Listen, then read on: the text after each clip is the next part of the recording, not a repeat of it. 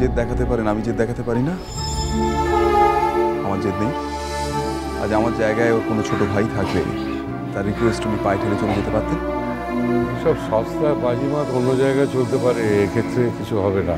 ভাই হয়ে দাদাকে বাজিমাত করব কি? আজ আপনার জায়গায় যদি অন্য কোনো সম্পূর্ণ অচেনা মানুষও থাকতো তাহলেও আমি একইভাবে রিয়্যাক্ট করতাম। এটা বোধহয় মানুষের ধর্ম। আর আপনি আজ প্রাণ খুলে আমাকে তিরস্কার করুন, আমাকে ধিক্কার জানান, কিন্তু আমি কিছু মনে করব না। আপনি আজ শুধু আমার রিকোয়েস্টটা রাখুন দাদা, আপনার কোনো বাধা আজ আমি শুনবো না। আপনি আসুন। বড়বাবু, একটুবার করিও যখন বলছে তখন চল কেন ওর গাড়িটিতে।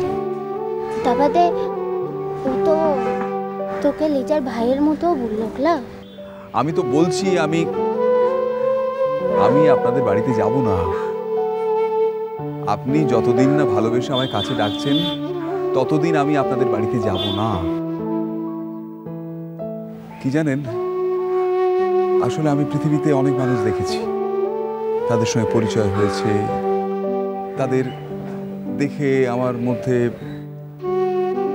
শ্রদ্ধা এসেছে, ভালোবাসা এসেছে, কিন্তু এর আগে কাউকে দেখে আমার নিজের বাবার কথা মনে হয়নি।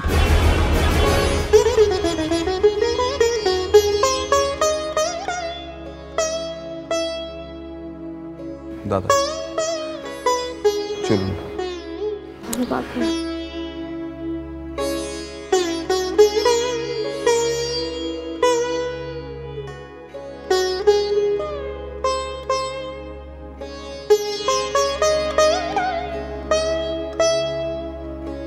আসুন দাদা, প্লিজ দাদা আসুন।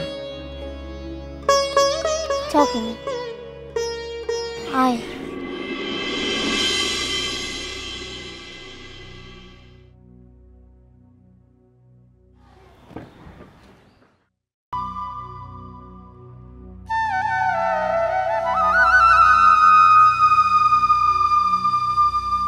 উঠতে পারবে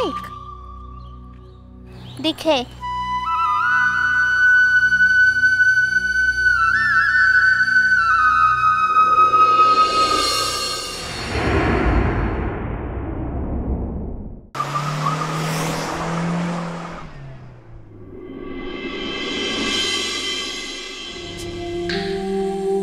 সাবধান বাবা। এত টেম্পারেচার তোমার, এত জ্বর, অথচ কোনো উপায়ও নেই। দেখো আজকেই আমাদের কেসটা প্রথম উঠছে কোর্টে। তুমি পারবে এতক্ষণ বসে থাকতে? আমি পারবো, তুমি টেনশন করো না। চল। ওষুধ খেয়েছো? খেয়েছি। ধ্রুব এত ব্যস্ত হচ্ছ কেন? আরে ব্যস্ত হচ্ছে কেন, মানেটা কি ব্যস্ত হব না? তুমি একদম একা থাকো, যদি রাত বিরেতে কিছু হয় তখন? আরে হবে না। আর যদি হয়? যদি হয় তাহলে আর 5টা মানুষ একা থাকলে যা করে আমিও তাই করব। তুমি তো ইচ্ছে করে একা। কি যে বলো। তবে হ্যাঁ, একা থাকার একটা মজা আছে, বন্ধনহীন। তোমাকে কেউ কৈফিয়ত চাইবে না, তোমাকে কাউকে কৈফিয়ত দিতে হবে না। তোমার ক্ষেত্রে বোধহয় এতটা খাটে না রুষা। তুমি কৈফিয়ত দিতে না চাইলেও কৈফিয়ত চাওয়ার লোক আছে। আমি তোমার সঙ্গে আগেও কথাতে পারিনি, এখনো পারবো না। এনিওয়ে, আজকে শুনানি ওভার হয়ে যাওয়ার পর যদি দেখি তোমার জ্বর কমেনি তাহলে তাহলে তাহলে হয় তুমি আমার বাড়ি এসে থাকবে, না হলে আমি তোমার ফ্ল্যাটে গিয়ে থাকবো। ইম্পসিবল। কোনটা? দেখো ধ্রুব, লিসেন, আমি আমার বাড়িওয়ালাকে বলেছি যে আমি এই বাড়িতে একা থাকবো। হ্যাঁ, এখন হঠাৎ করে তুমি যদি এসে থাকা শুরু করো, ইনফ্যাক্ট উনি আমাকে দয়া করে ওনার বাড়িতে থাকতে দিয়েছেন, এটাই অনেক ব্যাপার। বোকার মতন কথা বলো না রুষা। এটাই ফ্যাক্ট। বোকার মতন কি, এটাই ফ্যাক্ট। আমি আর 5টা সাধারণ মানুষের কাছে এই মুহূর্তে একটা ভয়ঙ্কর মানুষ। আর এই 5টা সাধারণ মানুষ কেসটা শেষ হয়ে যাওয়ার পর তোমার সম্পর্কে অন্য কথা বলবে। আর ঠিক এই কারণে আমি কেসটা টেক ওভার করেছি। না হলে তো আমি ইচ্ছে করলে অন্য যে কোনো লোককে গিয়ে কেসের দায়িত্ব দিতেই পারতাম। ঠিক আছে, তোমার ফ্ল্যাটে গিয়ে থাকার যখন এতই অসুবিধে, তখন তুমি আমার বাড়িতে এসে থাকবে। না প্লিজ, তা হয় না। কেন হয় না? আমি তো বাড়িতে একা থাকি না, সঙ্গে মা আছেন, বাবা আছেন। এই জন্যই হয় না ধ্রুব। আর আমি একা থাকলেও কি তুমি খুব ভয় পেতে আমাকে রুষা?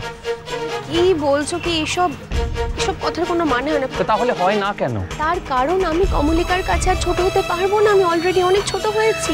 তোমার শরীর খারাপ, তুমি অসুস্থ, তুমি আমার বাড়ি এসে থাকবে।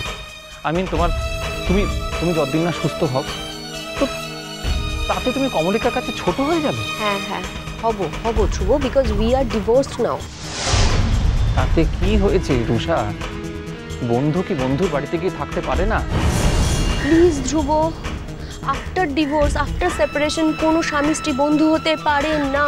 এটা আমি বিশ্বাস করি না। এটাই সত্যি, এটাই ফ্যাক্ট। তুমি বিশ্বাস করলে আর না করলে তাতে কিছু যায় আসে না ধ্রুব। তুমি ঠিক বলেছ রুষা।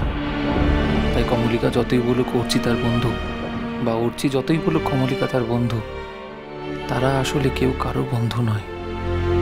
একজন স্বামী স্ত্রীর মধ্যে শুধু বন্ধুত্ব হয় না, বন্ধুত্ব ছাড়াও কিছু একটা এক্সপেক্টার থাকে, যা অর্চি কমলিকার ছিল, যা রুষা আর আমার মধ্যেও আছে। কিন্তু মজা হলো রুষা সেটা স্বীকার করতে পারে খুব সহজেই, কিন্তু কমলিকা এই সহজ সত্যটা কোনোদিন স্বীকার করতে পারল না। কি ভাবছো এত? যাবে না? হ্যাঁ যাব। শোনো, তোমার শরীর খারাপ থাকলে আমি কিন্তু কোনোভাবেই তোমাকে একা থাকতে দেবো না রুষা। তোমার শরীর খারাপটা কমলিকার কাছে ছোট হওয়ার থেকে তোমার কাছে অনেক বেশি গুরুত্বের।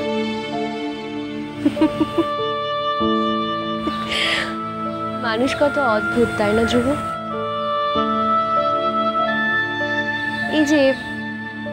এই যে তুমি, যখন আমি তোমার বাড়িতে ছিলাম তখন আমাকে সে বাড়ি থেকে বের করে দেওয়ার জন্য কত চেষ্টাই না করেছো রোজ। আর আজকে দেখো, কিছু সময়ের ব্যবধান, আজকে তুমি কমপ্লিটলি একটা উল্টো অবস্থানে আছো। কথাগুলো বললে তুমি, আমি শুধু যে লজ্জা বোধ করি তা কিন্তু নয়, আমি না নিজের কাছে খুব ছোট হয়ে যাই। সত্যি কথা তোমাকে বলবো, এতদিনে বলবো, আমি আমার ভালোবাসার মানুষদের কখনো কাছে ধরে রাখতে পারিনি জানো। কিন্তু আশ্চর্য ব্যাপার, দেখো তুমি, কমলিকা, তোমরা সবাই আমাকে ভালোবাসো, আর তোমরা দুজনেই ভালোবেসে আমার থেকে দূরে সরে থাকতে চাইছো। আমি একই সঙ্গে যেরকম ভাগ্যবান, আবার দুর্ভাগ্য আমাকে তাড়া করে বেড়ায়। ভালোবাসার মানুষদের কাছে ধরে রাখতে পারি না। কে জানে, হয়তো এটা ঈশ্বরের কোনো অভিশাপ আমার উপর। চলো ভেতরে চলো। হ্যাঁ, একটু আগে এসে গেছিলাম তো, তাই আর কি ভাবছিলাম যে, আমি সরি, বুঝতে পেরেছি তুমি আর দাঁড়িয়ে থাকতে পারছো না, খুব কষ্ট হচ্ছে, তাই না তোমার?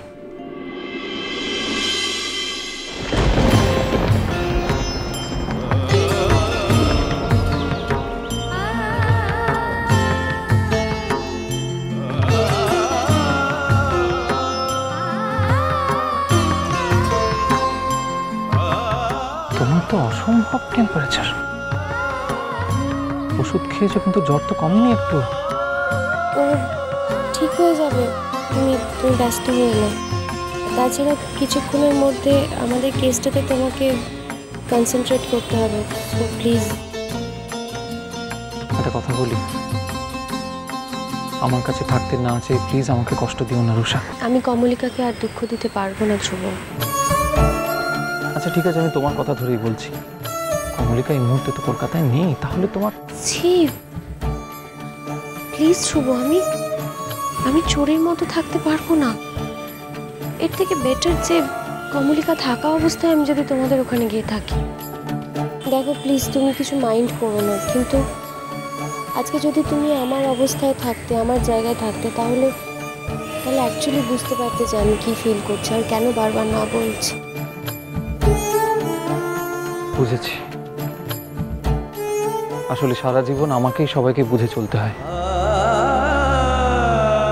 আমার কথা কেউ কোনোদিন বোঝে না।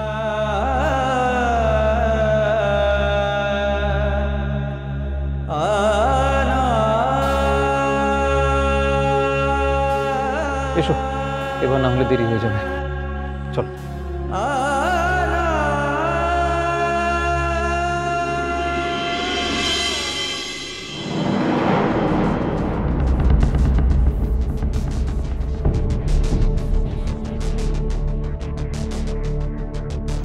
এই মারাং বুড়ো, এই দুজনার ভাবটা কুড়িয়ে দেখিনি মারাং বুড়ো। মো মন্তরটা বলছি, যত হরা হরা মেয়ে মুজো করে তাকিন জমনে ওরে অভাব ভুলে থাকে, যত হরা হরা মেয়ে মুজো করে তাকিন জমনে ওরে অভাব ভুলে থাকে। চা বানাও না, 2 কাপ। 2 কাপ? 2 কাপ কার জন্য? বাহাও কি টায়ার্ড হয়ে ফিরেছে বলে ও কি চা খেতে চাইছে নাকি? আরে লালা মল্লিক কেলা,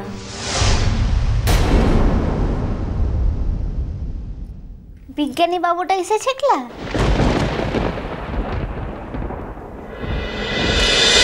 মিষ্টি কুটু মিষ্টি কুটু মিষ্টি কুটু